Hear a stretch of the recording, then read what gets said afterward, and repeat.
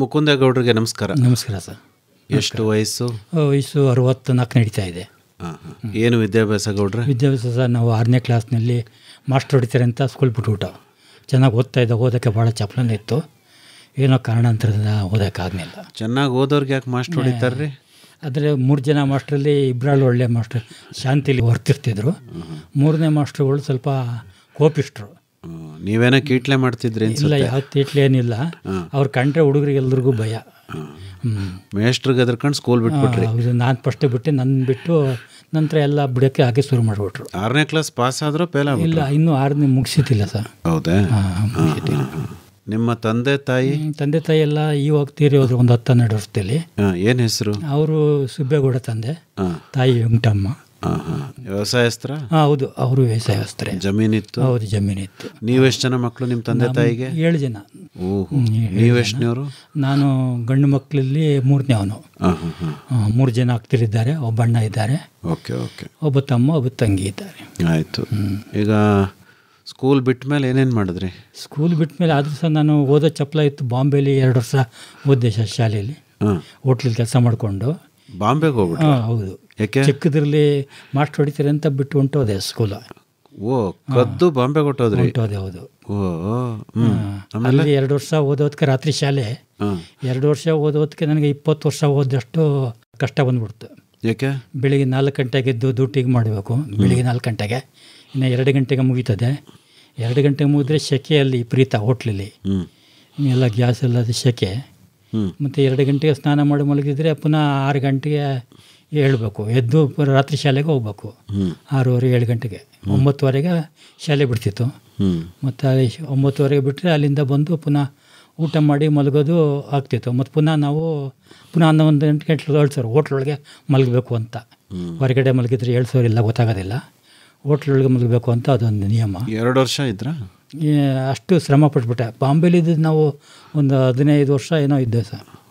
15 ವರ್ಷ. ಮತ್ತೆ ವಾಪಸ್ ಬಂದ್ರಿ? ಇನ್ನು ಮದುವೆ ಆದ ನಂತರ ಹೋಗ್ನೇ ಇಲ್ಲ, ಇಲ್ಲೇ ಸೆಟ್ಲ್ ಆಗ್ಬಿಟ್ಟು. ಅಂದ್ರೆ ಅಲ್ಲೇ ಮದುವೆ ಆದ್ರೆ ಇಲ್ಲಿ ಊರಲ್ಲಿ ಮದುವೆ ಆಗಿದ್ದು. ಹೌದಾ?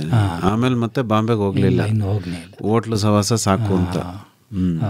ಜಮೀನು ಎಷ್ಟಿತ್ತು ತಮಗೆ? ಜಮೀನು 1.25 ಎಕರೆ ಇತ್ತು ಸಹ ಅವಾಗ. ಕಾರಣಾಂತರದಿಂದ ಎಲ್ಲ ಸ್ವಲ್ಪ ಮಾರ್ಬಿಟ್ಟು. ಈಗ ಎಷ್ಟಿದೆ? ಈಗ ಒಂದು 35 ಗುಂಟೆ ಇದೆ. ಒಂದೇ ಕಡೆ ಇದೆಯಾ? ಇಲ್ಲ, 3 ತವಿದೆ. ಎಲ್ಲೆಲ್ಲಿ ಎಷ್ಟೆಷ್ಟಿದೆ?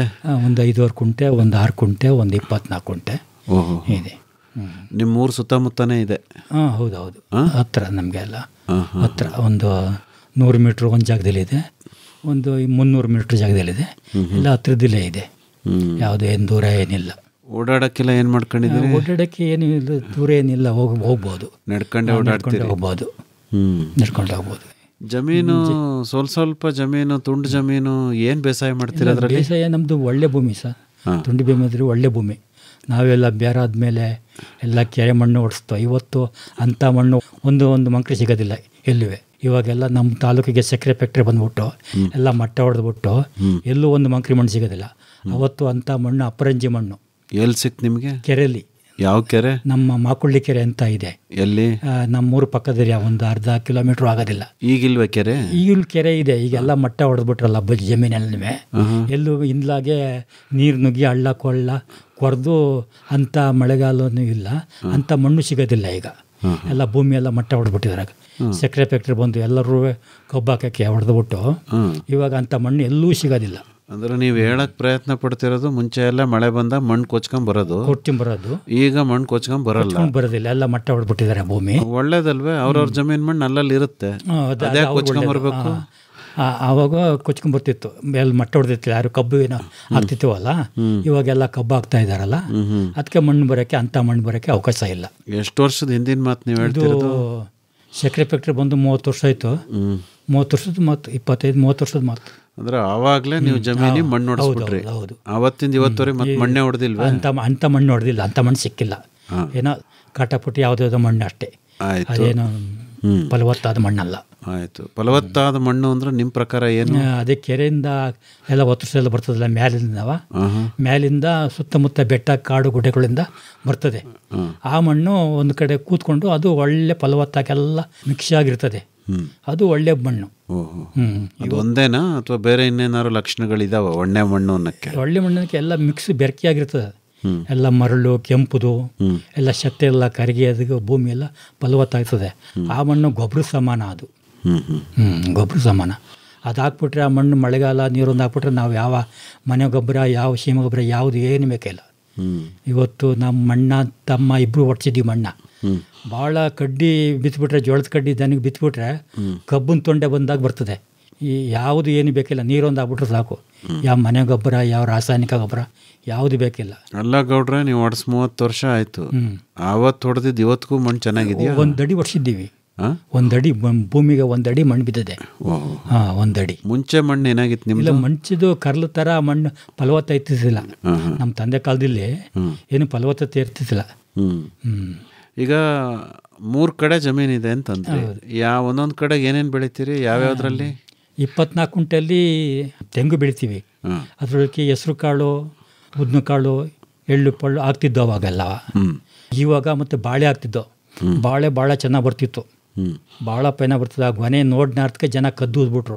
ಅದಕ್ಕೆ ನನಗೂ ಬೇಜಾರು ಬಂದು ಎಲ್ಲ ಬೆಳೆಯೋದೆಲ್ಲ ಅವ್ರಿಗೆ ಆಗ್ತದೆ ಅಂದ್ಬಿಟ್ಟು ಸುಮ್ಮನೆ ಆಗ್ಬಿಟ್ಟೆ. ಇವಾಗ ಯಾರೂ ನೆಂಪ್ತಿತ್ತಿಲ್ಲ, ಎಂಥ ಬಾಳೆ ಇದು, ಏನು ನಂಜನಗೂಡು ರಸಬಾಳೆ ಅನ್ನೋರು, ಅಷ್ಟರ ಮಟ್ಟಿಗೆ ಬಾಳೆ ಇರ್ತಿತ್ತು. ಅಂದರೆ ತೆಂಗು ಹಾಕಿದಿರಿ, ಒಳಗಡೆ ಬಾಳೆ ಬೆಳೀತಾ ಇತ್ತು. ಹೌದು, ಅಷ್ಟೇನಾ? 24 ಕುಂಟೆಲ್ ಇರೋದು? 24 ಕುಂಟೆಲ್ ಇರೋದು ಅಷ್ಟೇ. ಮತ್ತೆ ಕಡ್ಡಿ ಬಿತ್ಕೋತಿದ್ದು. ಅಡಿಕೆ ಹಾಕಲ್ವಾ? ಅಡಿಕೆ ಬೇರೆ ತೋಟ ಇದೆ, 5 ಕುಂಟೆ ಇದೆ ಅಂತೆ. 5 ಕುಂಟೆಲಿ ಅಡಿಕೆ.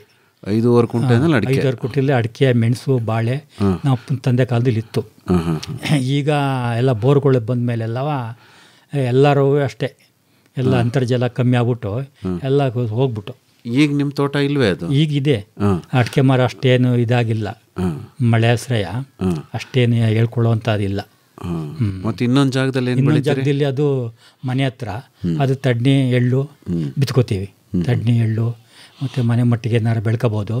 ನಲ್ಲಿ ನೀರೆಲ್ಲ ಸೌಲಭ್ಯ ಇದೆ, ಮಾಡ್ಕೋಬೋದು. ಆ ಭೂಮಿಯು ಚೆನ್ನಾಗಿದೆ. ಅಲ್ಲಿ ಕವಲೆ ಸೈಟ್ ಬಂದಿತ್ತು, ಈಗ ಅದನ್ನೆಲ್ಲ ಮುಚ್ಚಾಕ್ಬಿಟ್ಟಿದ್ದೀವಿ 6 ಕುಂಟೆಯಲ್ಲಿ. ಅದು ಗ್ರಾಮ್ಟಾನ ಅಂತ, ಅದು ಚೆನ್ನಾಗಿ ನಾವು ಮಾಡಿದ್ವಿ. ಎಲ್ಲ ನಾವು ಒಂದು ಕಲ್ಲು ಬಿಡೋದಿಲ್ಲ ಜಮೀನಲ್ಲಿ, ಎಲ್ಲ ಕಲ್ಲೆಲ್ಲ ಹಾಕ್ತೀವಿ. ಮತ್ತು ಪ್ಲಾಸ್ಟಿಕ್ನವೇ ನಾವು ಬಿಡೋದಿಲ್ಲ, ಎಲ್ಲ ಎತ್ತಿ ನೀರೊಲೆಗೆ ಸ್ನಾನ ಮಾಡೋ ನೀರೊಲೆಗೆ ಎಲ್ಲ ಹಾಕ್ತೀವಿ. ನೀರೊಲೆಗೆ ಹಾಕಿ ಎಲ್ಲ. ಅಲ್ಲಿ ಮನೆಗೆ ಬೇಕಾದ್ದು ಎಳ್ಳು ಅಷ್ಟೇನ ಬೆಳೆಯೋದು ಅಥವಾ ಬೇರೆ ಇನ್ನೇನಾದ್ರು ತರಕಾರಿ ಸೊಪ್ಪು ಬೆಳಗ್ಗೆ ಸೌಲಭ್ಯ ಇದೆ, ಆದರೆ ನಾವು ಮಾಡ್ತಾ ಇಲ್ಲ ಅಷ್ಟು. ಸೌಲಭ್ಯ ಚೆನ್ನಾಗಿದೆ. ಮತ್ತು ನೀವೇನು ಮಾಡ್ತೀರಿ? ಅದೇ ಅಡಿಕೆ, ತೆಂಗು, ಅಡಿಕೆ ಉಪಯೋಗಿಸ್ಕೋತೀವಿ. ಅಡಿಕೆ ಜೊತೆ ಬಾಳೆ ಹಾಕ್ತಾಯಿದ್ವಿ 5 ಕುಂಟೆಗೆ. ಇಲ್ಲಿ 24 ಕುಂಟೆಯಲ್ಲಿ ತಡ್ನಿ ಎಳ್ಳು ಹಾಕ್ತಿದ್ದೋ. ಒಮ್ಮೊಮ್ಮೆ ಕಡ್ಡಿ ಬಿತ್ತೀವಿ, ಕಡ್ಡಿ ಬರ್ತದೆ, ಕಡ್ಡಿ ಏನಿದಾಗೋದಿಲ್ಲ. ರಾಗಿ ಅವಾಗೆಲ್ಲ ಬಿತ್ತಿದ್ದೋ, ಇವಾಗೆಲ್ಲ ಸ್ವಲ್ಪ ಇದ್ರ ಕಾಟ, ನವಿಲು ಕಾಟ, ರಾಗಿ ಅಷ್ಟು ಹಾಕೋದಿಲ್ಲ. ಮನೆಗೆ ಹಾಲಿಗೆ ಹಸು ಏನಾರು ಸಾಕೊಂಡಿಲ್ಲ? ಹಸು ಏನು ಸಾಕಿಲ್ಲ ಸರ್. ಕುರಿ, ಕೋಳಿ, ಮೇಕೆ ಅವೆಲ್ಲ ಇದ್ದೋ ಮೊದಲು. ಇವಾಗೆಲ್ಲ ನಾಯಿ ಕಾಟ ಎಲ್ಲ ಜಾಸ್ತಿ ಆಗ್ಬಿಟ್ಟು ಏನು ಬಿಡೋಕ್ಕಿಲ್ಲ. ಮತ್ತು ಕೋಳಿ ಸಾಕಿದರೆ ಕೀರಿನ ಕಾಟ, ಮತ್ತು ಎಲ್ಲ ಕಬ್ಬಿನ ಗದ್ದೆ ಮಗಲೇ ಇದೆ. ಕೋಳಿ ಸಾಕಿದ್ರೆ ಕೀರಿನ ಕಾಟ ವಿಪರೀತ ಆಗಿದೆ. ಬಾಳೆ ಬೆಳೆದೆ ಅಂದ್ರಲ್ಲ, ಹೆಂಗೆ ಬೆಳೆದ್ರಿ? ಬಾಳೆ ಸಹ ನಾವು ಗುಂಡಿ ಚೆನ್ನಾಗಿ ತೆಗೆದುಬಿಟ್ಟು ಮೇಘಲದ್ದು ಮಣ್ಣು, ಸತ್ತ ಮಣ್ಣು ಇರ್ತದಲ್ಲ, ಆ ಮಣ್ಣು ಒಂದು ಕಡೆಗೆ ಹಾಕ್ತೀವಿ. ಗುಂಡಿ ತೆಗಿಯುವಾಗ ಆ ಮಣ್ಣು ತೆಗೆದ್ಬಿಟ್ಟು ಅಡಿ ಮಣ್ಣು ಒಂದು ಕಡೆಗೆ ಹಾಕ್ತೀವಿ. ಆ ಮೇಘಲದ ಮಣ್ಣು, ಸತ್ತ ಮಣ್ಣು ಅದಲ್ಲ, ಅದು ಅಡಿಗೆ ಹಾಕ್ತೀವಿ. ಅಡಿಗೆ ಹಾಕಿದಾಗ ಗೊನೆ ಚೆನ್ನಾಗಿ ಬರ್ತದೆ, ಕ್ಲೀನಾಗಿ ಬರ್ತದೆ. ಮತ್ತು ಅಗಳನ್ನೂ ಹಾಗೆ ತೆಗಿಬೇಕು. 10 ಅಡಿ ಸುತ್ತಳತೆ ತೆಗಿಬೇಕು.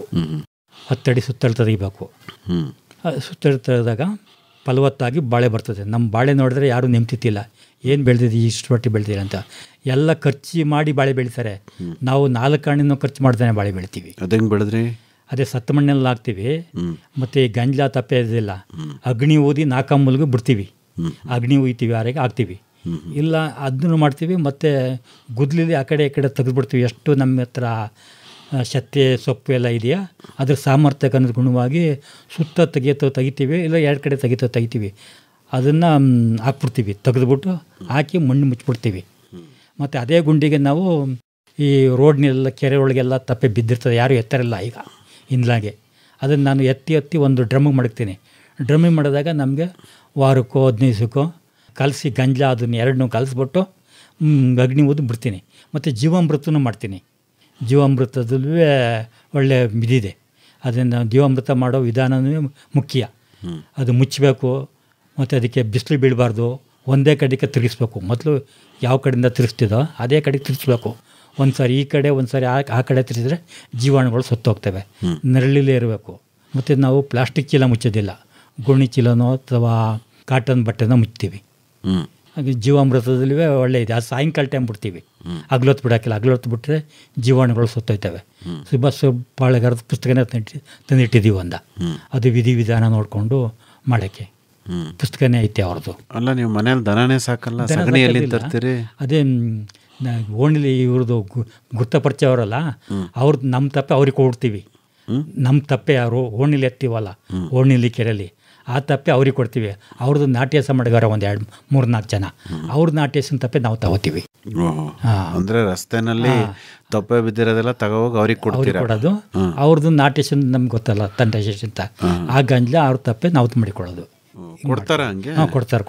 ಮತ್ತೆ ಅವ್ರು ಯಾಕೆ ನಾಟಿ ಹಸು ಸಾಕಿದ್ದಾರೆ ನಿಮಗೆ ಕೊಡೋದಾದ್ರೆ?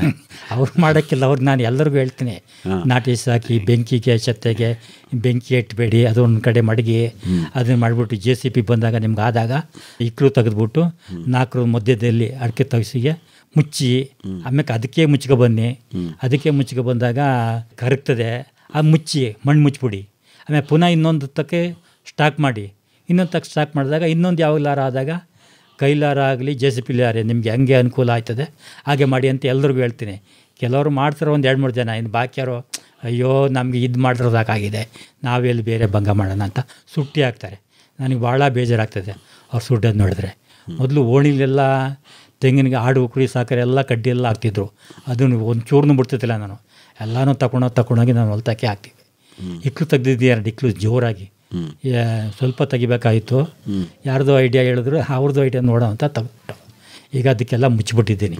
ಅದು ಇಕ್ಲು ಜಾಸ್ತಿ ಆಗ್ಬಿಡ್ತು, ಆಳ ಅಗಳ 2 ಇವೆ.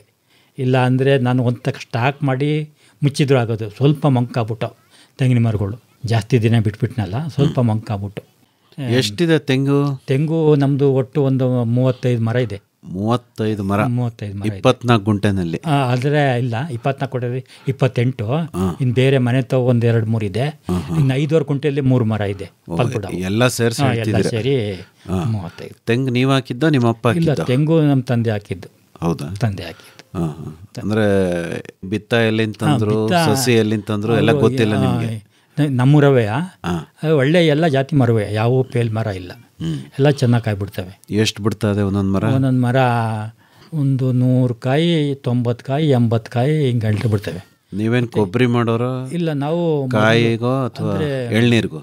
ನಾವು ಕಾಯಿ ರೈಟ್ ಇದ್ದರೆ ಕಾಯಿ ಮಾರ್ತಿದ್ದೋ, ಕಾಯಿ ರೈಟ್ ಏನಾರು ಬಿದ್ದಿದ್ರೆ ಕಪ್ರಿಗೆ ಹಾಕ್ತಿದ್ದೋ. ಮತ್ತು ಎಳ್ನೀರು ರೈಟ್ ಇದ್ದರೆ ಎಳ್ನೀರು ಕೊಡ್ತಿದ್ದೋ. ಹಾಗೆ ಮಾಡಬಾರ್ದು ಅಂತ ಹೇಳ್ತಾರೆ ಕೆಲವರು ಇಲ್ಲ ಅದ್ರದ್ದೇನು ಮಿಸ್ಟೇಕ್ ಇಲ್ಲ ಅಂತ ಕೆಲವರು ಹಾಗೆ ಹೇಳ್ತಾರೆ. ನಾವು ಕಪ್ರಿ ಹಾಕಿದ್ದೋ, ಕಪ್ರಿಲಿ ಸ್ವಲ್ಪ ಲಾಸ್ ಮಾಡ್ಕೊಬಿಟ್ಟು ನಾವು ಒಂದು ನಮ್ಮರದ್ದು ಹಾಕಿ ಒಂದು 2,000 ಕೊಂಡ್ಕೊಂಡಿದ್ದೋ ಕಪ್ರಿ. ಅದಕ್ಕೆ ಸ್ವಲ್ಪ ಒಂದು ನಮಗೆ ಲಾಸು ಒಂದು 15, ಒಂದು 30,000 ರೂಪಾಯಿ, 2,000 ಕಪ್ರಿಲಿ ಒಂದು 30,000 ರೂಪಾಯಿ ಲಾಸ್ ಆಗ್ಬಿಡ್ತು. ನಾವು ತಗೊಂಡಿದ್ದು ಕಾಯಿ 15-16 ಇಲ್ಲಿ, ಕಪ್ರಿ ಕೊಟ್ಟಿದ್ದು ಕುಂಟಾಲು 9,000 ಇಲ್ಲಿ ಕೊರೋನಾ ಟೈಮ್ನಲ್ಲಿ. ಹಾಗಾಗಿ ನಾವು 2,000 ಕಾಯಿಗೆ ಒಂದು 30,000 ರೂಪಾಯಿ ಗಂಟೆ ಲಾಸ್ ಆಗ್ಬಿಡ್ತು. ಈಗ ಕಾಯಿನೇ ಮಾರ್ತೀರಿ? ಈಗ ಕಾಯಿನೇ ಮಾಡ್ತೀವಿ. ಈಗ ಕಾಯಿನೇ. ತೆಂಗಿನ ತೋಟ ಯಾವ ತರಹ ನಿರ್ವಹಣೆ ಮಾಡ್ತೀರಿ? ತೆಂಗಿನ ತೋಟ ಮೊದಲು ಪದೇ ಉಳ್ತಿದ್ದೋ, ಈಗ ಅಷ್ಟು ಉಳಕ್ಕಿಲ್ಲ. ಮೊದಲೇ ಉಳ್ತಿದ್ರಿ? ಮೊದಲು ಶೆತ್ತೆ ಬರ್ತದೆ ಅಂತ ಉಳ್ತಿದ್ದೋ. ಸರಿ, ಈಗ ಬರಲ್ಲ ಶೆತ್ತೆ ಬರ್ತದೆ, ಆದರೆ ಜಾಸ್ತಿ ಉಳಬಾರ್ದು, ಜಾಸ್ತಿ ಉತ್ತರೆ ಏರೋಳೆಲ್ಲ ಹೊರಟೋಗ್ತವೆ ಅಂಥೇಳಿ ಟ್ಯಾಗಟ್ರಲ್ಲಿ ಉಳ್ಸೋಕ್ಕಿಲ್ಲ. ಈಗ ಸ್ವಲ್ಪ ಎತ್ನಲ್ಲಿ ಉಳಿಸ್ತೀವಿ, ಇಲ್ಲ ರೋಟ್ ಓಡಿಸ್ತೀವಿ, ಸ್ವಲ್ಪ ಅಷ್ಟು ಕಮ್ಮಿ ಉಳೋದು. ಮೊದಲಷ್ಟು ಉಳಕ್ಕಿಲ್ಲ. ಇನ್ನೇನು ಎತ್ನಲ್ಲಿ ಉಳಿಸ್ತೀರಿ, ರೋಟೋವೇಟ್ರ್ ಓಡಿಸ್ತೀವಿ ಅಂದಮೇಲೆ ಉತ್ತಂಗೆ ಆಗಲಿಲ್ಲ. ಟ್ಯಾಗಟ್ರ್ ಮೊದಲು ಎತ್ತು ಸಿಗ್ತಿರ್ತಿಲ್ಲ, ರೋಟ್ರ್ ಇರ್ತಿಲ್ಲ ಆಗ ನಮ್ಮ ಕಡೆಗೆ. ಈಗೆಲ್ಲ ರೋಟ್ರ್ ಬಂದಿದೆ, ರೋಟ್ರ್ ಉಳಿಸ್ತೀವಿ. ಈಗ ಮೊದಲು 5 ಟ್ಯಾಗಟ್ರಲ್ಲಿ ಉಳಿಸ್ತಿದ್ದೋ, ಆವಾಗ ಆಳಕ್ಕೆ ಹೋಗೋದಲ್ಲ, ಎರೊಳ್ಳೆ ಸ್ವಲ್ಪ ಕಡಿಮೆ ಆಗೋದು. ಈ ರೋಟ್ರಲ್ಲಿ ಉತ್ತರ ಎಳೆಗಳು ಕಮ್ಮಿ ಆಗಲ್ವಾ? ರೋಟ್ರಲ್ಲಿ ಅಷ್ಟೇನಾಗೋದಿಲ್ಲ. ಹೌದಾ? ರೋಟ್ರಲ್ಲಿ ಅಷ್ಟೇನಾಗೋದಿಲ್ಲ. ಒಟ್ಟಿನಲ್ಲಿ ಏನು ಅಂದರೆ ಬೇರೆ ಸಹಿತವಾಗಿ ಭೂಮಿ ಆ ತಾಗಟ್ರಷ್ಟು ಕೀಳೋದಿಲ್ಲ ಅಷ್ಟೇ. ಬಿತ್ತನೆಗೆ ಚಂದ, ಬಿತ್ತಕ್ಕೆ ಉಳ್ಳಿ ತಡ್ನಿ ಎಳ್ಳು, ಇದು ಬಿತ್ತಕ್ಕೆ ರೋಟ್ರು ಚಂದ. ಉಳ್ಳೋ ಭೂಮಿಗಾದರೆ ಭೂಮಿ ಸ್ವಲ್ಪ ಶಕ್ತಿ ಆಗು, ಸ್ವಲ್ಪ ಅರ್ಧಂಬರ್ಧ ಉಟ್ಕೊಳ್ತದೆ ರೋಟ್ರ್ ಆದರೆ. ಬಾನುಲಿ ಕೃಷಿ ಬೆಳೆಗೋ.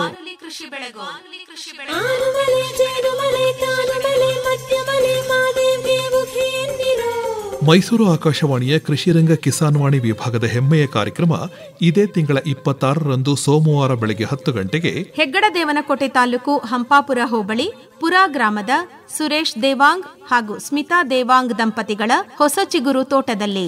ನಾನು ಸುರೇಶ್ ದೇವಾಂಗ್. ನಾನು ಸ್ಮಿತಾ ದೇವಾಂಗ್. ನಮ್ಮ ಜಮೀನಿನಲ್ಲಿ ಬಾನುಲಿ ಕೃಷಿ ಬೆಳಗು ಕಾರ್ಯಕ್ರಮವನ್ನು ಮಾಡುತ್ತಿದ್ದೇವೆ. ಎಲ್ಲರೂ ತಪ್ಪದೇ ಬನ್ನಿ. ಬನ್ನಿ ಬನ್ನಿ ನಂಬವರೇ, ಎಲ್ಲ ಬನ್ನಿ ನಂಬವರೇ, ಓಡಿ ಬನ್ನಿ ನೋಡಿ ಬನ್ನಿ. ಈ ಬಾರಿಯ ಅತಿಥಿ ಭದ್ರಾವತಿ ತಾಲೂಕು ಬಾರಂದೂರು ಅಂಚೆ ಗುಡ್ಡದಹಟ್ಟಿಯ ಪಂಚಮ ವೇದ ತೋಟದ ವೇದ ಮನೋಹರ್ ಮಸ್ಕಿ ಅವರು.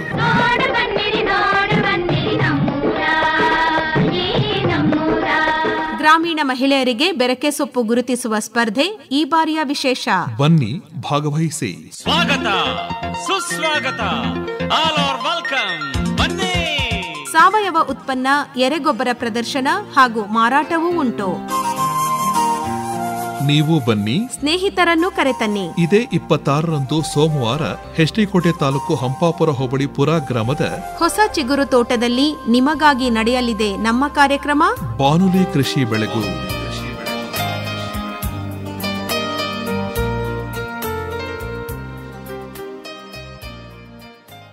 ನಿಮ್ಮ ಹತ್ರ ಜಮೀನು ಕಡಿಮೆ ಇದೆ, ಹೆಚ್ಚು ಬೆಳೆ ಬೆಳೆಯಕ್ಕೆ ಆಗ್ತಿಲ್ಲ ಅಂತ ಯಾವಾಗಲೂ ಅನ್ನಿಸ್ಲಿಲ್ವೇ ನಿಮಗೆ? ಇಲ್ಲ, ಮಾಡೋ ವಿಧಾನ ಮೇಲೆ ಹೋಗ್ತದೆ. ಜಮೀನು ಕಮ್ಮಿ ಇದ್ರೂ ಮಾಡೋ ವಿಧಾನ ಮೇಲೆ ಹೋಗ್ತದೆ. ಸ್ವಲ್ಪ ಕೆಲವರಿಗೆ ಜಮೀನು ಜಾಸ್ತಿ ಇದೆ, ಮಾಡೋಕ್ಕಾಗೋದಿಲ್ಲ. ಅರ್ಧಂಬರ್ಧ ಮಾಡಿದ್ರೆ ಏನು ಪ್ರಯೋಜನ ಬರೋಕ್ಕಿಲ್ಲ.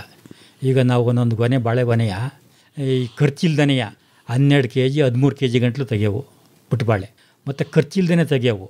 ಅವರೆಲ್ಲ ಸೀಮೆ ಗೊಬ್ಬರ ಹಾಕ್ಕೊಂಡು ತೆಗಿತಾರೆ. ಮತ್ತು ನಾನು ಇನ್ನೂ ಭತ್ತ ಇದ್ದಂಗೆ ಒಂದು ಆರೆ ಇದೆ, ಒಂದು ಆರೆ ಮಡಗಿದ್ದೀನಿ.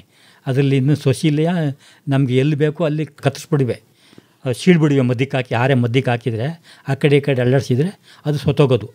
ನಮಗೆ ಎಲ್ಲಿ ಬೇಕೋ ಅಲ್ಲಿ ಬಿಟ್ಕೊಂಡು ಬಿಡವು. ಅದು ಒಂದೇ ತವ ಹಾಕಿದರೆ ಪ್ರಯೋಜನ ಬರೋಕ್ಕಿಲ್ಲ, ಅದು ಇದು ಬೆಳ್ಕೋತದೆ. ಆ ಗಿಡನೂ ಸರಿಯಾಗಿ ಉದ್ಧಾರ ಹಾಕಿಲ್ಲ, ಇದು ಉದ್ಧಾರ ಆಗೋದಿಲ್ಲ. ಒಂದು ಗಿಡಕ್ಕೆ ಒಂದು ಜಾಗಕ್ಕೆ ಒಂದೇ ಇರಬೇಕು.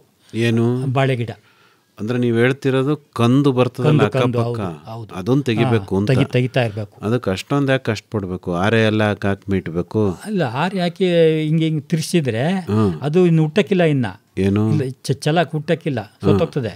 ಬರೀ ನಾವು ಕೂದ್ಬಿಟ್ರೆ ಅದು ಪುನಃ ಕಡಿತಾ ಇರ್ತದೆ. ಕಡಿಲಿ ಬಿಡಿ, ತಪ್ಪೇನಾಯ್ತದೆ. ಅಂದ್ರೆ ಕೆಳಗೆ ಬೇರೆ ಗೊನೆಗೆ ಪೌರ್ ಕೊಡಕ್ಕಿಲ್ಲ. ಬೇರು ಅದು ಇದು ಎಲ್ಲ ಅಂಟು ಬಿಡ್ತದಲ್ಲ, ಪೌರ್ ಕೊಡಕ್ಕಿಲ್ಲ. ಅಲ್ಲ, ನೀವು ಆರೆ ಹಾಕ್ಬಿಟ್ಟು ಮೀಟಿ ಕೆಳಗಡೆ ಗಡ್ಡೆನೆ ರೋಗ ಬಂದು ಹಾಳಾಗ್ಬಿಟ್ರೆ ಏನ್ ಮಾಡ್ತೀರಾ? ಇಲ್ಲ, ಹಂಗೆ ಬರೋಕ್ಕೆ ಅವಕಾಶ ಇಲ್ಲ, ಬರೋದಿಲ್ಲ. ಹಂಗೆ ಮತ್ತೆ ನಾವು ಪ್ರಯತ್ನ ಮಾಡಿದ್ದೀವಿ. ನಾವು ಈಗಲೂ ಅದನ್ನೇ ಮಾಡೋದು. ಈಗಲೂ ನಾವು ಕೆಲವರು ನಮ್ಮ ತಮ್ಮದಿರಿಗೆಲ್ಲ ಅದನ್ನೇ ತಗೊಂಡೋಗಿ ಕೊಟ್ಟಿದ್ದೀನಿ, ಹಿಂಗೆ ಮಾಡಿ ಅಂತವ. ನಮ್ಮ ತಮ್ಮ ತೋಟ ಏನು ಅಂದರೆ ಬೇಕಾದಷ್ಟು ಬೂದ್ಬಳ್ಳಿ ಹಾಕವನೆ, ಬೂದ್ಬಳ್ಳಿ ಹಾಕಿ ಬೇಕಾದಷ್ಟು ಕಡ್ದವೆ. ಅವನೇ ಮಾಡೋದನ್ನ ಕೂದ್ಬಿಟ್ಟವನೇ. ಕೂದಿದ್ರೆ ಪುನಃ ಅಲ್ಲೆಲ್ಲ ಚಿಗುರ್ತಾದೆ. ಅದಕ್ಕೆ ಈಗ ಅವನಿಗೊಂದು ತಗೊಂಡೋಗಿ ಕೊಟ್ಟೆ. ಇದ್ರಲ್ಲಿ ನಿನ್ನ ಚಲವ ಆ ಕಡೆ ಮದ್ದಿಗೆ ಹಾಕು, ಆರೆಯ ಮದ್ದಿಗೆ ಹಾಕಿ ಆ ಕಡೆ ಈ ಕಡೆ ಅಳ್ಳಾಡ್ಸ್ಬಿಡು, ಅದು ಸೊತ್ತೋಗ್ತದೆ. ಇನ್ನು ಕಡಿಯೋಕ್ಕಿಲ್ಲ. ನಿನಗೆ ಎಲ್ಲಿ ಬೇಕು ದೂರದಲ್ಲಿ ಬಿಟ್ಕೋ, ಆ ಗೊನೆ ಹತ್ರ ಬಿಡಬೇಡ, ಒಂದು ಮಾರು ದೂರದಲ್ಲಿ ಬಿಟ್ಕೋ. ಒಂದೇ ಸಾಕು. ಒಂದು ಕಾಯಿ ಬಿಡ್ತಾ ಇದ್ದಾಗ ಇನ್ನೊಂದು ಬಿಟ್ರೆ ಸಾಕು. ಒಂದು ಕಾಯಿ ಬಿಡ್ತದೆ, ಇನ್ನೊಂದು ಕಡಿತಾ ಇರ್ತದೆ.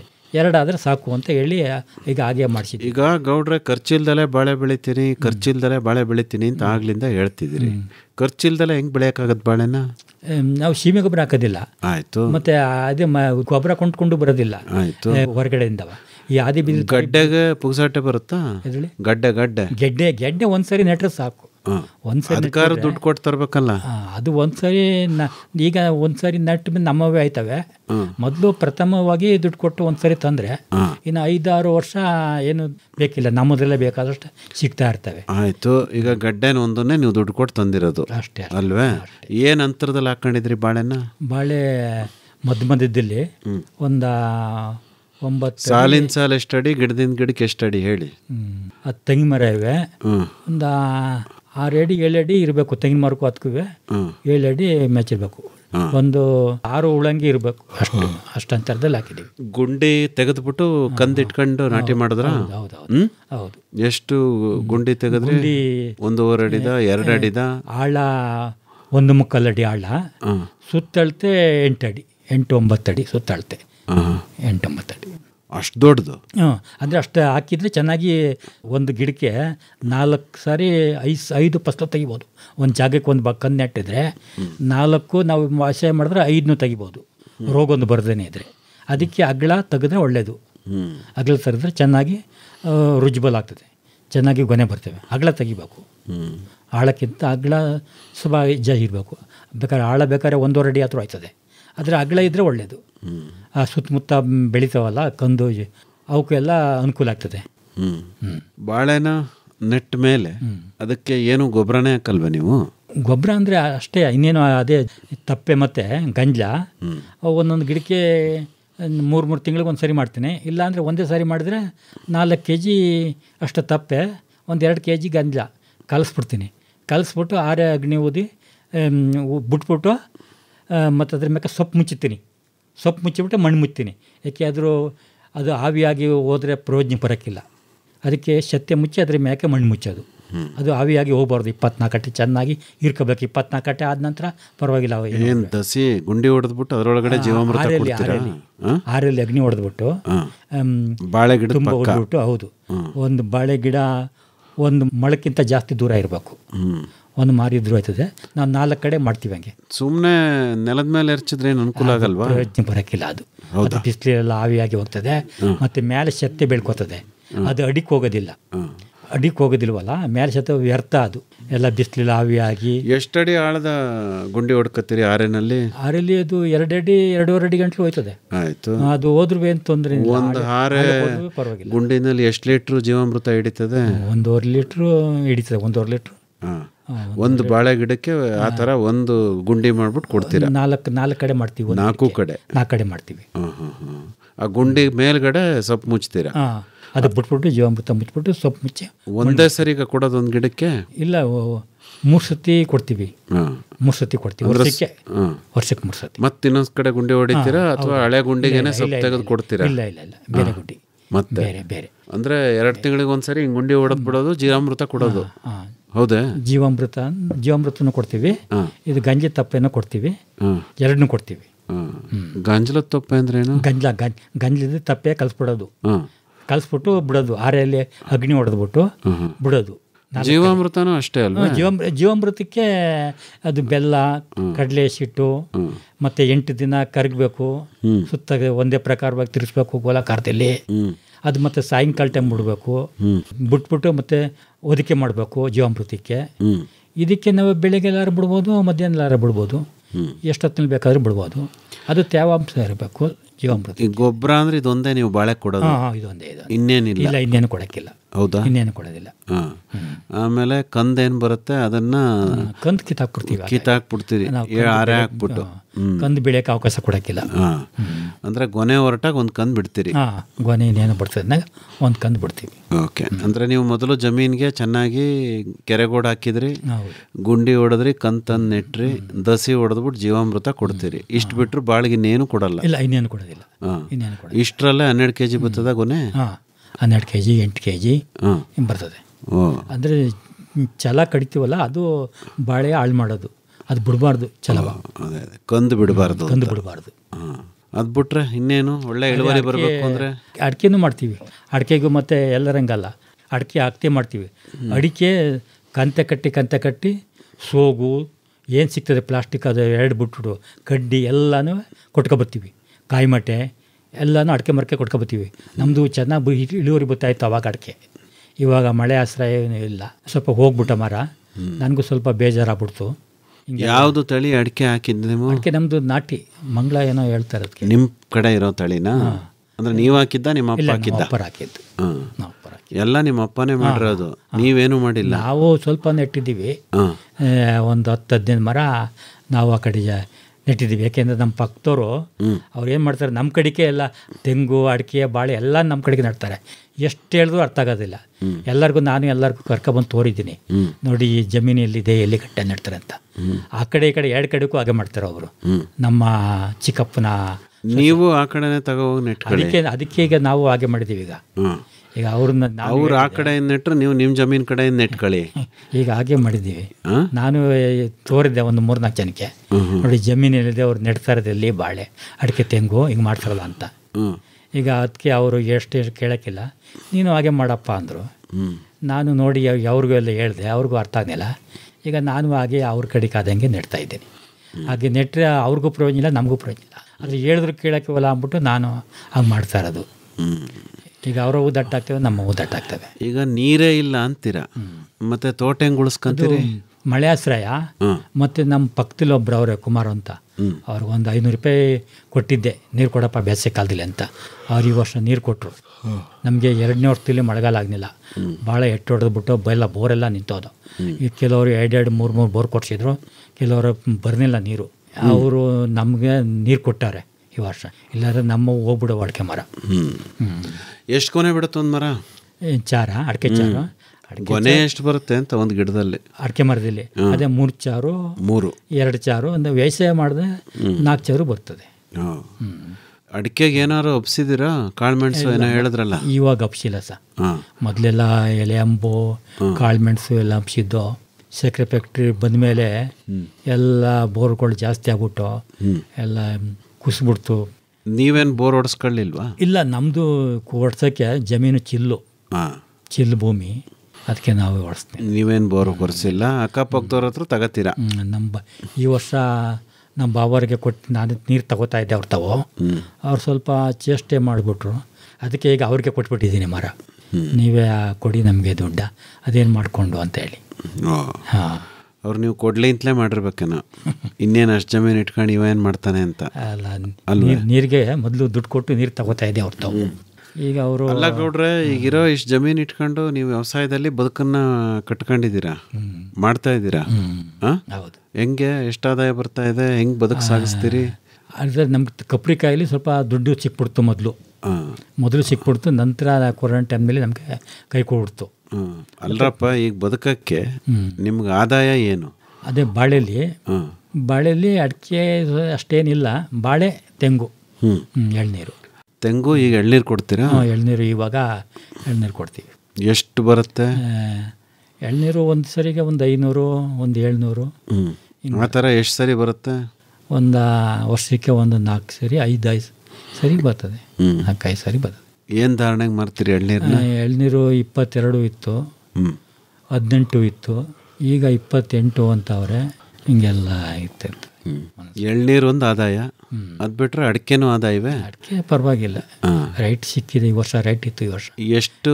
1 ಕ್ವಿಂಟಾಲ್ ಆಗುತ್ತಾ, 2 ಕ್ವಿಂಟಾಲ್ ಆಗುತ್ತಾ, ಎಷ್ಟಾಗುತ್ತೆ? ಇಲ್ಲ, ನಮ್ಮದು ಮರ ಎಲ್ಲ ಹೋಗ್ಬಿಟ್ಟವೆ, 1 ಕ್ವಿಂಟಾಲ್ ಆಗೋದು. 1 ಕ್ವಿಂಟಾಲ್ ಹಸಿದಾ ಅಥವಾ ಒಣದ? ಹಸಿಕಾಯಿ ನಾವು ಕೊಟ್ಬಿಡ್ತೀವಿ ನಾವು. ಹಸಿಕಾಯಿ ಏನು ಧಾರಣೆ ಮಾರ್ತೀರಿ? 50 ರೂಪಾಯಿ, 60 ರೂಪಾಯಿ ಇವು ಸರಿ. 65 ಇತ್ತು, 70 ಗಂಟೆ ನಡೀತು ಈ ವರ್ಷ. 70 ಗಂಟೆ ನಡೀತು. ಆಯ್ತು, 70 ಅಂದರೆ 7,000 ರೂಪಾಯಿ ಅಲ್ಲಿ ಬಂತು. ಎಳ್ನೀರಿನಲ್ಲಿ ಎಷ್ಟು ಬರುತ್ತೆ? ಎಳ್ನೀರಿನಲ್ಲಿ ಒಂದು ಸರಿಗೆ ಅದೇ 500, 700 ಹಿಂಗೆಲ್ಲ ಕೊಡ್ತೀವಿ. ಒಂದು ಸರಿ 18 ಇರ್ತದೆ, 22 ಇರ್ತದೆ, 28. ಈಗೇನೋ 30 ಅಂತಿದ್ರು. ಎಲ್ಲ ಸೇರಿಸಿ ವರ್ಷಕ್ಕೆ 1 ಲಕ್ಷ ರೂಪಾಯಿ ವರಮಾನ ಇದೆ. ಅಷ್ಟಾಗೋದಿಲ್ಲ ಸರ್, ಅಷ್ಟಾಗೋದಿಲ್ಲ. ಆಯಿತು, ಒಂದು 70-80 ಸಾವಿರ ಇದೆ ಅಂತ ಅನ್ಕೋಬೋದೇ? ಅಷ್ಟೇ. ಅಷ್ಟರಲ್ಲೇ ಜೀವನ ಮಾಡ್ಬೇಕಾ ನೀವು, ಅಥವಾ ಬೇರೆ ಇನ್ನೇನಾದ್ರು ವೃತ್ತಿ ಇಟ್ಕೊಂಡಿದ್ದೀರಾ? ಇಲ್ಲ, ಬೇರೆ ನಮ್ದು ಯಾವುದೂ ದುರಭ್ಯಾಸ ಇಲ್ಲ. ಸ್ವಲ್ಪ ಹಿತಮಿತವಾಗಿ ಖರ್ಚು ಮಾಡ್ತೀವಿ, ಯಾವ ದುರಭ್ಯಾಸ ಇಲ್ಲ. ಯಾವ ಐಷಾರಾಮಿ, ಮತ್ತು ಕೆಲವರು ದುಡ್ಡಿದ್ದಾಗ ಐಷಾರಾಮಿ ಮೋಜಿನ ಜೀವನ ಮಾಡ್ತಾರೆ. ನಾವು ಹಾಗೇನು ಮಾಡೋದಿಲ್ಲ. ಇರಲಿ ಆದಾಯ ಇರಲಿ ಇಲ್ಲದೆ ಇರಲಿ ಒಂದೇ ರೀತಿ ಹೋಯ್ತೀವಿ. ಇದರಲ್ಲಿ ನಮಗೆ ಅಷ್ಟೇನು ಇನ್ನೂ ಕಾಣ್ತಾ ಇಲ್ಲ ತೊಂದರೆ. ಅಲ್ರಪ್ಪ, ಮನೆಯಲ್ಲಿ ಎಷ್ಟು ಜನ ಇದ್ದೀರಿ ನೀವು? ಮನೇಲಿ ಈಗ ಸದ್ಯಕ್ಕೆ ನಾನು ಒಬ್ಬನೇ ಸರ್. ನೀವು ಒಬ್ಬರೇ? ಈಗ ಮಕ್ಕಳಿಗೆಲ್ಲ ಮದುವೆ ಮಾಡಿಬಿಟ್ಟಿದ್ರಿ? ಮಕ್ಕಳು ಮದುವೆ ಮಾಡೋದು. ಹಂಗಾಗಿ ನಿಮ್ಮೊಬ್ಬರಿಗೆ ನಿಮಗೆ ಬರೋ ಆದಾಯ ಸಾಕು. ಅಂದರೆ ಈಗೆಲ್ಲ ನೀವೇ ಸ್ವತಃ ಕೆಲಸ ಮಾಡ್ತೀರಾ ನಿಮ್ಮ ಜಮೀನಲ್ಲಿ? ನಾವು ಇಷ್ಟು ದಿನ ಮಾಡ್ತಿದ್ವು, ಈಗ ಸ್ವಲ್ಪ ಬೇರನ್ನು ಅವಲಂಬಿಸಿದ್ದೀವಿ. ದೊಡ್ಡ ಕೆಲಸಕ್ಕೆ ಸಣ್ಣ ಪುಟ್ಟ ಕೆಲಸ ನಾವು ಮಾಡ್ತೀವಿ. ಏನೇನು ಮಾಡ್ತೀರಿ ಸಣ್ಣ ಪುಟ್ಟ ಕೆಲಸ? ಅಂದರೆ ಕಳೆ ಕೀಳೋದು, ಮತ್ತು ಮುಳ್ಳು ಪಳ್ಳು ಕಟ್ಟೋದು. ತಂಗಿಸಿ ಹೋದ ವರ್ಷ ತಂಗಿಸಿ ನೆಟ್ಟಿದೆ. ಎಲ್ಲ ಆಡು ಕುರಿದನೆ ಮೇಲೆ ಮೇಲ್ಬಿಟ್ಟ ಮುಳ್ಳು ಕಟ್ತಾನೆ. ಈ ವರ್ಷ ಮುಳ್ಳು ಕಟ್ಟಬೇಕು. ಅಂದರೆ ದೈಹಿಕವಾದ ಶ್ರಮದ ಕೆಲಸನೂ ನೀವು ಮಾಡ್ತೀರಿ? ಮಾಡ್ತೀವಿ. ಏನು ಬರುತ್ತೋ ಅದರಲ್ಲಿ ಜೀವನ ಮಾಡ್ಕೊಂಡು ಹೋಗ್ತಿದ್ದೀರಿ. ಮತ್ತು ಇರೋ ಜಮೀನ ಉಳಿಸ್ಕೋಬೇಕು ಅಂತ ಅನ್ಕೊಂಡಿದ್ರ ಅಥವಾ ಅದನ್ನ ಮಾರ್ಬಿಟ್ಟು? ಇಲ್ಲ, ಉಳಿಸ್ಕೋಬೇಕು ಸರ್. ಇನ್ನೊಂದೊಂದು ತಮ್ಮಂದು ಒಂದು 5 ಗುಂಟೆ ಜಮೀನಿದೆ, ಅದು ತಗೊಳ್ಳುವ ಅಂತ ಒಂದೊಂದ್ಸಾರಿ ಪ್ರಯತ್ನ ಮಾಡ್ತೇನೆ. ಅವನು ಚೆನ್ನಾಗಿದೆ ಜಮೀನು, ನನ್ನ ಪಕ್ಕದಲ್ಲೇ ಇದೆ. ಒಂದೊಂದ್ಸಾರಿ ತಗೊಳ್ಳುವ ಅನ್ನಿಸ್ತದೆ. ತಗೊಂಡು ಏನು ಮಾಡಿರಿ ಜಮೀನ? ಅದೇ ತಗೊಂಡು ಅವನಿಗೂ ತೆಂಗಿನ ಮರನೇ ಹಾಕ್ತೀವಿ. ಯಾಕೆ ಅವರು ವ್ಯವಸಾಯ ಮಾಡಲ್ವೇ? ಅವನಿಗೆ ಜಮೀನು ತಮ್ಮ ಅಕ್ಕನ ಮನೆ ಇದರಿಂದ ಅಲ್ಲಿ ದತ್ತವಾಗಿದ್ದಾನೆ, ಬೀರುಳ್ಳಿ ಅಂತ ಇದೆ, ಅಲ್ಲಿ ದತ್ತವಾಗಿದ್ದಾನೆ. ಅದಕ್ಕೆ ಅವನ ಜಮೀನು ತಗೊಳ್ಳುವಂತ ಪ್ರಯತ್ನ ಮಾಡ್ತಾರೆ. ಅವ್ರು ಬೇರೆಯವ್ರಿಗೆ ಕೊಡಬೇಕು ಅಂತಿದಾರ? ಅವರು ಇನ್ನೂ ಏನು ಹೇಳ್ತಾ ಇಲ್ಲ. ಏನು ಧಾರಣೆ ಇದೆ ನಿಮ್ಮ ಕಡೆ ಎಲ್ಲ ಜಮೀನ್ದು? ನಮ್ಮ ಕಡೆ ಕಮ್ಮಿ, ಕೇವಲ 50,000ದಿಂದ ಹಿಡಿದು 1.25 ಲಕ್ಷ ಗಂಟ ಇದೆ. ಏನು ಎಕರೆ ಜಮೀನ? ಅಲ್ಲ, ಕುಂಟೆ. ಕುಂಟೆಗೆ ಅಷ್ಟೇ. ಹಾಂ. ಮತ್ತೆ ನಿಮಗೆ ಬರೋ ಆದಾಯವೇ 70-80 ಸಾವಿರ ಜಮೀನಿಗೆ ತಗೊಂಡಿರಿ ನೀವು? ಇಲ್ಲ, ಸ್ವಲ್ಪ ದುಡ್ಡು ಇದೆ. ಸ್ವಲ್ಪ ದುಡ್ಡು ಉಳಿಸಿದಿರಿ ಅಂದರೆ ಸ್ವಲ್ಪ ಉಳಿಸಿದ್ದೀವಿ. ಯಾವುದ್ಯಾವುದೋ ದುಡ್ಡು ಬಂದಿತ್ತು, ಅದನ್ನು ಸ್ವಲ್ಪ ಹಿಂಗೆ ಯಾರೋ ಕೊಟ್ಟು ಸ್ವಲ್ಪ ಏನೋ ಅವ್ರು ಸ್ವಲ್ಪ ಇಂಟ್ರೆಸ್ಟ್ ಕೊಟ್ಟರು. ಅದರಿಂದ ಸ್ವಲ್ಪ ಇಂಟ್ರೆಸ್ಟ್ನಲ್ಲಿ ಸಣ್ಣ ಪುಟ್ಟ ಖರ್ಚು ಆಯ್ತದೆ. ಅಂದರೆ ಏನು ಬಡ್ಡಿ ದುಡ್ಡು ಕೊಡ್ತೀರಾ ನೀವು? ಅಲ್ಲಲ್ಲ, ಸ್ವಲ್ಪ ಯಾರೋ ಸಂಕಷ್ಟದಲ್ಲಿ ಇರ್ತಾರೆ ಅಂತ ಯಾರು ಬಂದಿದ್ರೆ ಅವರಿಗೆ ಸ್ವಲ್ಪ ಕೊಟ್ಟಿದ್ದು ಅಷ್ಟೇ, ಎಲ್ಲರಿಗೂ ಇಲ್ಲ. ಅಂದರೆ ನೀವು ವ್ಯವಸಾಯದಲ್ಲಿ ದುಡ್ದು ಉಳಿತಾಯ ಮಾಡ್ಕೊಂಡಿದ್ರಲ್ಲಿ ಕೊಟ್ಟಿದ್ದ ಅಥವಾ ಬಾಂಬೆಲಿ ಹೋಗಿ ದುಡ್ಕೊಂಬಂದಿದ್ದ? ಬೇರೆ ದುಡ್ಡು ಅದು. ಹೌದಾ? ಜಮೀನು ದುಡ್ಡದಲ್ಲ, ಬೇರೆ ದುಡ್ಡು ಅದು. ಅಲ್ಲ, ಬೇರೆ ದುಡ್ಡು ನಿಮ್ಗೆ ಹೆಂಗೆ ಬಂತು ಗೌಡ್ರೆ? ಸ್ವಲ್ಪ ಏನೋ ಬ್ಯಾಂಕ್ ಅಂದಿರಿ ಸಾಲ ಮನ್ನಾ ಅಂತ ಆಗಿತ್ತ, ಮನ್ನಾ ಅಂತ ಬೈತಲ್ಲ, ಆ ದುಡ್ಡು ಸ್ವಲ್ಪ ಹಂಗಾಯಿತು. ಅದು ಸಾಲ ಮನ್ನಾ ಅಂತ ಬಂದ್ಬಿಡ್ತು ಅವಾಗ ಪೀಳ್ನಲ್ಲಿ. ಅಂದ್ರೆ ನೀವು ಬ್ಯಾಂಕ್ ಸಾಲ ತಗೊಂಡ್ರಿ, ಸಾಲ ಕಟ್ಟಲಿಲ್ಲ, ಮನ್ನಾ ಅಂತ ಸಾಲ ಮನ್ನಾ ಆಗೋಯ್ತು, ಅದು ಸ್ವಲ್ಪ ಅದೆಲ್ಲ ಉಳ್ಕಂತು. ಅದು ಉಳ್ಕೋತಲ್ಲ, ಅದಕ್ಕೆ ಆ ದುಡ್ಡು ನೀವು ಬ್ಯಾಂಕ್ನವ್ರು ಕೊಡೋ ಹಂಗೆ ಬೇರೆಯವ್ರಿಗೆ ಕೊಟ್ಬಿಟ್ಟು ಬಡ್ಡಿ ಎಲ್ಲ ಬಂದಿತ್ತು. ಆ ದುಡ್ಡಲ್ಲಿ ಈಗ ಜಮೀನು ತಗೊಳ್ಳೋಣ ಅಂತಿದ್ದೀರಿ ಅಲ್ವಾ? ಜಮೀನು ತಗೊಂಡು ಅಲ್ಲೂ ತೆಂಗು ಹಾಕ್ಬೇಕು ಅಂತ. ಅದೇ ತಗೊಳ್ಳೋಂತ ಮಾಡಿದ್ದೀನಿ. ಆಯ್ತು ಯಜಮಾನ್ರೆ, ಚೆನ್ನಾಗಿದೆ ಭೂಮಿ. ಅಲ್ಲ, ನೀವೇನೋ ಜಮೀನಿಗೆ ಮಣ್ಣು ನೋಡಿದ್ರಿ, ಚೆನ್ನಾಗಿತ್ತು. ಈಗ ನಿಮ್ಮ ತಮ್ಮನೂ ಹೊಡೆದಿದ್ರ ಜಮೀನಿಗೆ? ಹೊಡೆದವ್ರೆ, ಅವರು ಹೊಡೆದವ್ರೆ. ನಮ್ಮ ಅಣ್ಣ ಹೊಡೆದಿಲ್ಲ ಅಷ್ಟೇ. ಹೌದಾ? ನಮ್ಮ ಅಣ್ಣ ಹೊಡೆದಿಲ್ಲ, ತಮ್ಮನ ಹೊಡೆದಾನೆ. ತಮ್ಮನು ನನ್ನಂಗೆ ಒಳ್ಳೆ ಮಣ್ಣು ನೋಡ್ದ. ಮನೆಯಲ್ಲಿ 1-2 ಹಸು, ಮೇಕೆ, ಕುರಿ, ಕೋಳಿ ಎಲ್ಲ ಕಟ್ಕೊಂಡ್ರೆ ಒಳ್ಳೇದಲ್ವೇ? ಕಟ್ಕೊಂಡು ಒಳ್ಳೇದು. ಮೊದಲು ಕಟ್ಟಿದ್ದು ಅಯ್ಯ, ಇವಾಗ ಕಟ್ಕೋತಾ ಇಲ್ಲ. ಮೊದಲೆಲ್ಲ ಇದ್ದೋ ಕೋಳಿ. ಏನು ಒಂಟಿ ಅಲ್ವಾ ನೀವು? ಬೇಜಾರಾಗ್ಬಿಟ್ಟದೆ. ಬೇಜಾರಾಗ್ಬಿಟ್ಟೆ ಸ್ವಲ್ಪ, ಅದಕ್ಕೆ ಮಾಡ್ತಾ ಇಲ್ಲ. ಮೊದಲೆಲ್ಲ ಇದ್ದೋ ಎಮ್ಮೆ, ಕುರಿ, ಕೋಳಿ. ಅಡುಗೆ ಎಲ್ಲ ನೀವೇ ಮಾಡ್ಕೊತೀರಾ? ಅಡುಗೆ ಎಲ್ಲ ನಾವೇ ಮಾಡ್ತೀವಿ. ಏನೇನು ಮಾಡಕ್ಕೆ ಬರುತ್ತೆ ನಿಮಗೆ? ಚಪಾತಿ ಮಾಡ್ತೀವಿ, ಮತ್ತು ಪಲ್ಯ ಮಾಡ್ತೀವಿ, ಕೂಟು ಅಂತ ಮಾಡ್ತೀವಿ, ದಟ್ಟಾಗಿರ್ತದೆ ಕೂಟು. ಇವಾಗ ಜಾಸ್ತಿ ಕೂಟನೇ ಮಾಡೋದು. ಮೊದಲು ಐಡಿಯಾ ಇತ್ತಿಲ್ಲ, ಏನೋ ಮಾಡ್ಬಿಡಿವೆ, ಏನೋ ಬಿಡುವೆ. ಇವಾಗೆಲ್ಲ ಬೇಳೆ 3-4 ಥರ ಕಾಳು ಹಾಕಿ, 3-4 ಥರ ತರಕಾರಿ ಹಾಕಿ, 3-4 ಥರ ಸೊಪ್ಪು ಹಾಕಿ ಅಡುಗೆ ಮಾಡ್ತೇನೆ. ಕುಕ್ಕರ್ ಇದೆ, ಗ್ಯಾಸ್ ಇದೆ. ಇವತ್ತು ಮಾಡಿದ್ದು ಒಂದು 5 ಲೀಟ್ರ್ ಕುಕ್ಕರ್ನಲ್ಲಿ 4 ಲೀಟ್ರ್ ತನಕ ಮಾಡಿಬಿಡ್ತೀನಿ. ಅದು ಪಲ್ಯ, ಸೊಪ್ಪು, ತರಕಾರಿ ಎಲ್ಲ ಸೇರಿ 4 ಲೀಟ್ರ್ ಆಗಬೇಕು. ಅದು 2 ದಿನ ತನಕ ಆಗಬೇಕು. ಹಂಗೆ ಮಾಡ್ಬಿಡ್ತೀನಿ. ಏನು ಸ್ವಲ್ಪ ಏನು ಕೇಳೋದಿಲ್ಲ. 3 ಹೊತ್ತು ಅದನ್ನೇ ತಿನ್ಕೊಂಡಿರ್ತೀರಾ? ಹೌದು. ಅದು ಚಪಾತಿ, ಅನ್ನ ಮಾಡ್ತೀವಿ. ಹೌದಾ? ಚಪಾತಿ ಮಾಡ್ತೀವಿ, ಅನ್ನ ಮಾಡ್ತೀವಿ. ಪರವಾಗಿಲ್ಲ. ಮತ್ತು ಉಪ್ಪಿಟ್ಟು ಪುರ್ಸೊತ್ತಿದ್ರೆ ಸ್ವಲ್ಪ ದೋಸೆ ಮಾಡ್ತೀವಿ. ಪರವಾಗಿಲ್ಲ, ಎಲ್ಲ ಚೆನ್ನಾಗಿ ಮಾಡೋದೇ ಕಲ್ತಿದ್ದೀರಲ್ಲ ಗೌಡ್ರು. ಅಂದರೆ ಬೇಜಾರಿದ್ದಾಗ ವ್ಯವಸಾಯದಲ್ಲಿ ಕೆಲಸ ಮಾಡ್ತೀರಿ, ಇಲ್ಲಾಂದ್ರೆ ಮನೇಲಿ ಅಡುಗೆ ಮಾಡ್ತೀರಿ, ಬೇರೆ ಏನು ದುರಭ್ಯಾಸಗಳಿಲ್ಲ ಅಂದರೆ? ದುರಭ್ಯಾಸ ಯಾವುದೇ ಇಲ್ಲ, ಏನಿಲ್ಲ. ನಾಟಕ ಹೋಗೋದು, ನಾಟಕ ಮಾಡೋದು, ಸಿನಿಮಾ ನೋಡೋದು ಎಲ್ಲ ಮಾಡ್ತೀರಾ? ಏನಿಲ್ಲ, ನಾಟಕ, ಹರಿಕತೆ ಇವೆಲ್ಲ ಇಷ್ಟ ಇತ್ತು. ಇವಾಗೇನೋ ಯಾವುದೋ ಆಶ್ರಮ ಹೋಗ್ಬಿಟ್ಟು ಅವೆಲ್ಲ ಸುಳ್ಳು, ಲೌಕಿಕದ ವಿಷಯ, ಯಾವ್ದನ್ನೂ ಕೇಳಬೇಡಿ ಅಂತ ಹೇಳಿ ಆಧ್ಯಾತ್ಮಿಕ ಬಗ್ಗೆ ಅವರು ರಾಮ್ಪಾಲ್ ತತ್ವದರ್ಶಿ ಅಂತ ಅವರೇ, ಅವ್ರದ್ದು ಬಗ್ಗೆ ಸ್ವಲ್ಪ ಆಸಕ್ತಿಲಿ ಇದ್ದೀವಿ. ಅಂದರೆ ಈಗೆಲ್ಲ ತತ್ವಜ್ಞಾನ ಆ ಥರ ದಿಕ್ಕಿಗೆ ತಿರ್ಕೊಂಡ್ಬಿಟ್ಟಿದ್ರಿ. ಲೌಕಿಕ ಜಗತ್ತನ್ನು ಬಿಟ್ಬಿಟ್ಟು ಆಧ್ಯಾತ್ಮನ ಮೆಚ್ಕೊಬಿಟ್ಟಿದ್ರಿ ಅಲ್ವೇ? ಹಾಂ. ಸುಖವಾಗಿದ್ದೀರೇ? ಪರವಾಗಿಲ್ಲ, ಇವತ್ತಿಗೆ ಸುಖವಾಗಿ ನೆಮ್ಮದಿಯಲ್ಲಿ ಶಾಂತಿಲಿದ್ದೀವಿ. ಓಕೆ. ಯಾರು ಬಂದರೆ ಬಾಳೆ ಬೆಳೆಯೋದು ಹೆಂಗೆ, ತೆಂಗು ಬೆಳೆಯೋದು ಹೆಂಗೆ ಅಂತೆಲ್ಲ ಹೇಳ್ಕೊಡ್ತೀವಿ. ಎಲ್ಲರಿಗೂ ಹೇಳ್ತಾ ಇದ್ದೀವಿ, ಎಲ್ಲರಿಗೂ ಮಾಹಿತಿ ಕೊಡ್ತಾ ಇದ್ದೀವಿ. ರೇಡಿಯೋ ಕೇಳ್ತೀರಾ? ರೇಡಿಯೋ ಕೇಳ್ತಿದ್ದೆ. ಈಗ ಸ್ವಲ್ಪ ಈಚೆಗೆ ಸ್ವಲ್ಪ ಮಾನಸಿಕವಾಗಿ, ಸ್ವಲ್ಪ ದೈಹಿಕವಾಗಿ ಸ್ವಲ್ಪ ಆರೋಗ್ಯ ಇದಾಗ್ಬಿಟ್ಟು ಸ್ವಲ್ಪ ನಮಗೆ FM ಇದರಲ್ಲೇ ಕೇಳ್ತಿದ್ದೋ. ಈಗ ಒಂದು ಮೊಬೈಲ್ ತಗೊಬಿಟ್ಟಿದ್ದೀವಿ, ಅದರಲ್ಲಿ ದೊಡ್ಡ ಮೊಬೈಲ್ ಏನು ಗೊತ್ತಾಯ್ತಾ ಇಲ್ಲ. ಬಾನುಲಿ ಕೃಷಿ ಬೆಳೆಗೋ.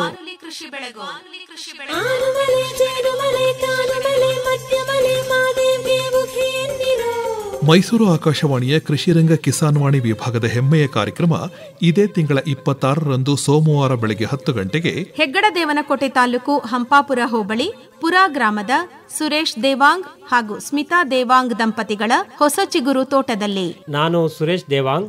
ನಾನು ಸ್ಮಿತಾ ದೇವಾಂಗ್. ನಮ್ಮ ಜಮೀನಿನಲ್ಲಿ ಬಾನುಲಿ ಕೃಷಿ ಬೆಳಗು ಕಾರ್ಯಕ್ರಮವನ್ನು ಮಾಡುತ್ತಿದ್ದೇವೆ. ಎಲ್ಲರೂ ತಪ್ಪದೇ ಬನ್ನಿ. ಬನ್ನಿ ಬನ್ನಿ ನಮ್ಮವರೇ, ಎಲ್ಲ ಬನ್ನಿ ನಮ್ಮವರೇ, ಓಡಿ ಬನ್ನಿ ನೋಡಿ ಬನ್ನಿ.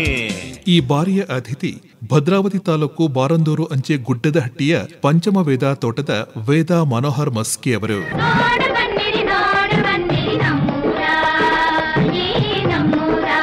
ಗ್ರಾಮೀಣ ಮಹಿಳೆಯರಿಗೆ ಬೆರಕೆ ಸೊಪ್ಪು ಗುರುತಿಸುವ ಸ್ಪರ್ಧೆ ಈ ಬಾರಿಯ ವಿಶೇಷ. ಬನ್ನಿ ಭಾಗವಹಿಸಿ.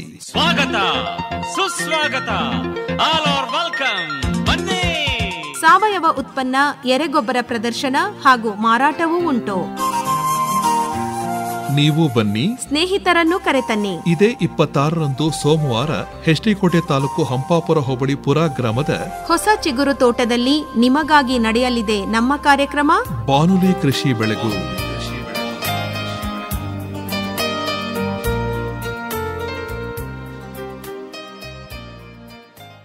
ಆಯಿತು ಯಜಮಾನ್ರೆ, ನಿಮ್ಮನ್ನ ಸಂಪರ್ಕ ಮಾಡಬೇಕು ನಮ್ಮ ಕೇಳಿದ್ರು ಅಂದರೆ ಮೊಬೈಲ್ ಸಂಖ್ಯೆ ಏನು ನಿಮ್ಮದು? 9731231866. ಇನ್ನೊಂದು ಸರಿ ಹೇಳ್ತೀರಾ?